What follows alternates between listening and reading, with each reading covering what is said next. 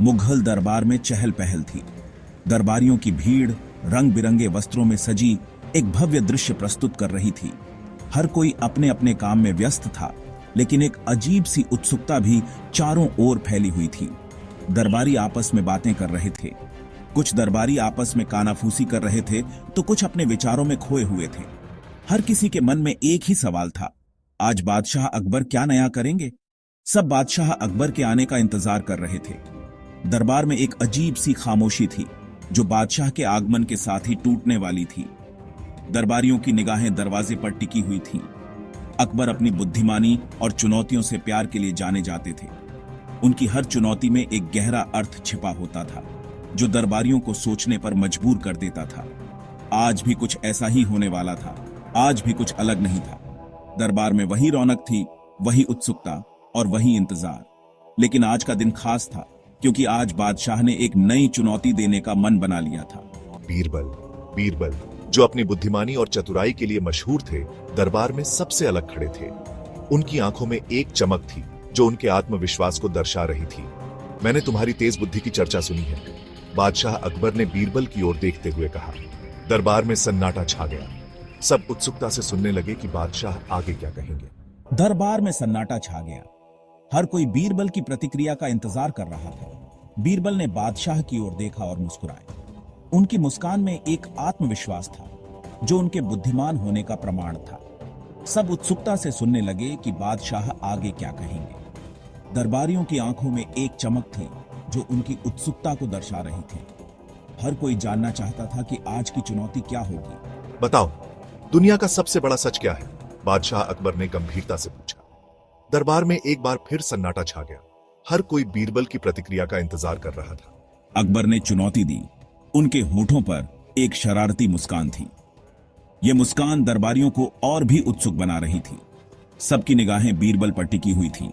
उनके होठों पर एक शरारती मुस्कान थी। बीरबल ने कुछ पल सोचा और फिर बोले, जहांपना, दुनिया का सबसे बड़ा सच यह है कि हर किसी को एक दिन मरना है। दरबार में एक बार फिर सन्नाटा छा गया। बादशाह अकबर ने मुस्कुराते हुए कहा, बीरबल, तुमने एक बार फिर साबित कर दिया कि तुम सबसे बुद्धिमान हो। दरबारियों ने तालियों की गड़गड़ाहट से बीरबल का स्वागत किया। इस प्रकार एक और दिन मुगल दरबार में बुद्धिमानी और चतुराई का उदाहरण बन गया। बीरबल अपनी तेज सोच के लिए जाने जाते थे। उन्होंने आदर से झुककर प्रणाम किया। बीरबल का यह आदरपूर्ण व्यवहार दरबार में सभी को प्रभावित करता था। उनकी बुद्धिमत्ता और चतुराई के किस्से दूर दूर तक मशहूर थे। वो जानते थे कि बिना सोचे समझे बादशाह को सीधा जवाब नहीं देना चाहिए। बीरबल हमेशा सोच समझकर ही जवाब देते थे ताकि उनकी बातों में कोई कमी न रह जाए। हुजूर, जवाब देने से पहले क्या मैं एक सवाल पूछ सकता हूं? बीरबल ने विनम्रता से पूछा। उनकी आंखों में एक चमक थी जो उनकी बुद्धिमत्ता को दर्शाती थी। अकबर ने उत्सुकता से सिर हिलाया। बादशाह अकबर को बीरबल की चतुराई और सवाल जवाब का खेल बहुत पसंद था। उन्होंने बीरबल को आगे बढ़ने का इशारा किया। अकबर जानते थे कि बीरबल का सवाल हमेशा दिलचस्प और सोचने पर मजबूर करने वाला होता है। यह एक खेल था जो उन्हें पसंद था। दरबार में सभी इस खेल का आनंद लेते थे। बीरबल और अकबर के बीच की यह बुद्धि की लदी ढाई दरबारियों के लिए भी मनोरंजन का स्रोत थी। बुद्धि की एक लड़ाई जो हमेशा उन्हें मनोरंजन देती थी। दरबार में हर कोई इस खेल का बेसब्री से इंतजार करता था क्योंकि यह न केवल मनोरंजक था बल्कि इससे सभी को कुछ नया सीखने को भी मिलता था। बीरबल के सवाल और जवाब हमेशा गहरे अर्थ और चतुराई से भरे होते थे जो सभी को सोचने पर मजबूर कर देते थे। इस प्रकार बीरबल और अकबर के बीच की यह बुद्धि की लदी ढाई दरबार की एक महत्वपूर्ण और रोचक परंपरा बन गई थी। बताइए महाराज, मौत से भी ज्यादा ताकतवर क्या है? दरबारियों ने हैरानी से सांस ली। बादशाह से यह एक साहसिक सवाल था। अकबर ने एक पल सोचा, अपनी दाढ़ी पर हाथ फेरते हुए, प्यार मौत से भी ताकतवर है। यह जिंदगी की सीमाओं से भी आगे है। तभी दरबार के प्रवेश द्वार के पास शोर मच गया। लोग इधर उधर भागने लगे जैसे किसी महत्वपूर्ण घटना का इंतजार कर रहे हों। दरबार के बाहर का माहौल अचानक से बदल गया था। एक किसान धूल से सने और फटे हुए कपड़ों में भीड़ को चीरता हुआ आगे आया। उसकी आंखों में एक अजीब सी चमक थी, जैसे वह किसी बड़ी उम्मीद के साथ आया हो। उसके चेहरे पर थकान और चिंता की लकीरें साफ दिखाई दे रही थीं। उसके पीछे एक नौकर बड़ा सा बर्तन ले जा रहा था। बर्तन इतना बड़ा था कि उसे संभालना मुश्किल हो रहा था। नौकर के चेहरे पर भी चिंता की लकीरें थीं, जैसे वह भी किसान की परेशानी को समझ रहा हो। महाराज, मैं आपसे न्याय की भीख मांगता हूं। मेरी हालत बहुत खराब है। मेरी गाय का दूध भी अब कम हो गया है। मैं अपने परिवार का पेट नहीं भर पा रहा हूं। कृपया मेरी मदद करें। हमेशा दयालु अकबर ने किसान को पास आने का इशारा किया। अकबर ने अपनी आंखों में करुणा और समझदारी के साथ किसान को देखा। उन्होंने अपने दरबारियों को भी शांत रहने का संकेत दिया ताकि किसान अपनी बात कह सके। बेझिझक बोलो। तुम्हारी हर समस्या का समाधान यहाँ मिलेगा। हम तुम्हारी मदद के लिए यहाँ हैं। मुझे बताओ, तुम्हें क्या परेशानी है? तुम्हारी समस्या का समाधान हम अवश्य करेंगे। दरबार में सभी लोग ध्यान से सुन रहे थे। किसान ने आंखों से आंसू बहते हुए बर्तन की ओर इशारा किया। उसकी आवाज कांप रही थी और वह बहुत ही भावुक हो गया था। उसने बर्तन को उठाया और अकबर के सामने रख दिया। ये बर्तन महाराज मेरी गाय के सारे दूध से भरा है, लेकिन ये कभी काफी नहीं होता। मैं दिन रात मेहनत करता हूँ, फिर भी मेरे परिवार का पेट नहीं भर पाता। लेकिन ये कभी काफी नहीं होता। मेरी गाय का दूध भी अब कम हो गया है। मैं अपने बच्चों को भूखा नहीं देख सकता। कृपया मेरी मदद करें। मैं मुश्किल से अपने परिवार का पेट भर पाता हूँ। मेरे बच्चे भूखे सोते हैं। मेरी पत्नी भी बीमार हो गई है। हम सब बहुत परेशान हैं। कृपया हमारी मदद करें महाराज।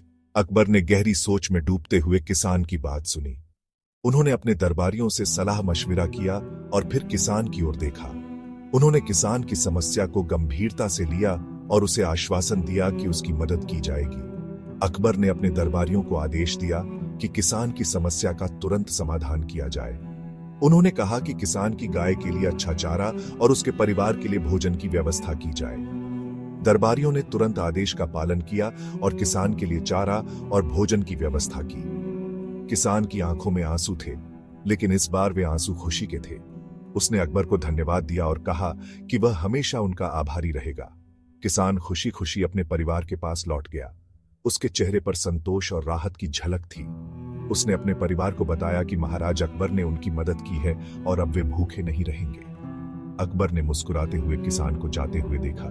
उन्होंने महसूस किया कि एक राजा का सबसे बड़ा कर्तव्य अपने प्रजा की भलाई करना है, और इस तरह एक किसान की समस्या का समाधान हो गया और दरबार में सभी ने अकबर की प्रशंसा की। महाराज, क्या मैं एक उपाय बता सकता हूं? बोलो बीरबल। सिर्फ दूध बेचने के बजाय किसान इसे मक्खन और घी बना सकता है। बचे हुए छाछ से वो पनीर भी बना सकता है। भाग 6। बादशाह की खुशी। अकबर की आंखें समझ से चौड़ी हो गईं। वो मुस्कुराए, बीरबल के सरल पर प्रभावी उपाय से प्रभावित होकर। शानदार बीरबल, अपनी चीजें अलग अलग बनाकर किसान बेहतर जीवन जी सकता है। किसान का चेहरा आशा से चमक उठा। उसने अकबर और बीरबल दोनों को कृतज्ञता से प्रणाम किया। वो उस दिन एक नए उद्देश्य के साथ दरबार से चला गया। भाग 7। ज्ञान की सीख। अकबर बीरबल की ओर मुड़कर मुस्कुराए। तुम मुझे हमेशा हैरान करते हो बीरबल। तुमने मेरे सवाल का जवाब एक सवाल से दिया और फिर अपने बात को काम से साबित किया। महाराज, कभी कभी सबसे बड़ी बुद्धि सही सवाल पूछने और व्यावहारिक समाधान खोजने में होती है। भाग 8। बुद्धि की कीमत। बीरबल की बुद्धि और ज्ञान से प्रभावित होकर दरबार तालियों से गूंज उठा। अकबर गर्व से मुस्कुराते हुए जानते थे कि वो हमेशा अपने विश्वसनीय सलाहकार पर भरोसा कर सकते हैं। बीरबल की बुद्धिमत्ता सिर्फ चतुराई भरी बातों तक सीमित नहीं थी।